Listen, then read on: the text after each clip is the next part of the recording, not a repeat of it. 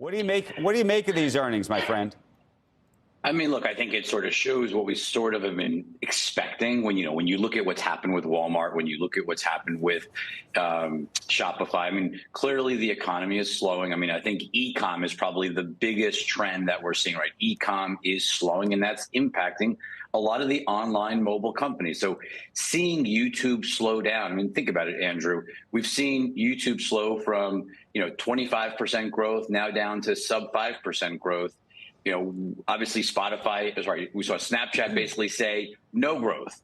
I don't know what Meta is going to report tonight, but there is certainly fear of no growth to even a modest decline in growth in Q2, Q3. So we are definitely seeing a slowdown. It hasn't really impacted traditional TV in a huge way, but I think a big sign is going to be what happens Thursday night when Roku reports and what's happening in the connected TV ad market, because that's sort of the bridge between digital and linear. And right. I think everyone is expecting a slowdown, a meaningful slowdown. So therefore, though, do you look at these valuations and say, OK, this makes sense? You want to own these stocks at these prices? You think there's a lot more to go in terms of if you think things are going to get worse before at least they get better? Look, what do you think of the multiples?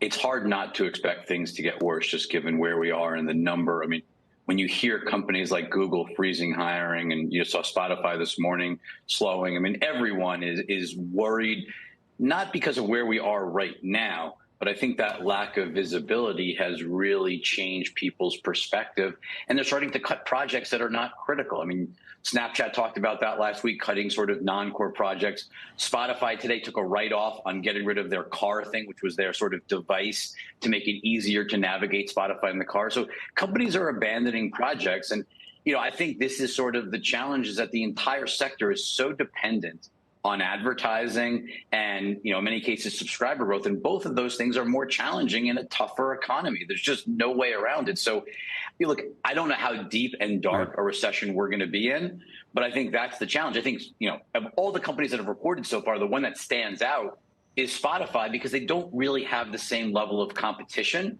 the way other sectors do. If you could only own, or if you're going to own one or two of these, what would you own at these prices? I would own Spotify here. I think that is the most interesting name that people have completely written off, Andrew. They have given up on this stock. It has been destroyed. It went public, I think, at 140 or 150 several years ago. I mean, this thing has been obliterated, and this is the stock. They have very little competition. They dominate the category. Advertising organically grew 17%, even with all the pressures. Yes, it's a low base, but they are certainly growing faster than peers. Because I think the problem that a lot of these other companies, like what you're seeing with YouTube, obviously with Snapchat, TikTok is a major problem there. And we'll see what Meta says, later tonight.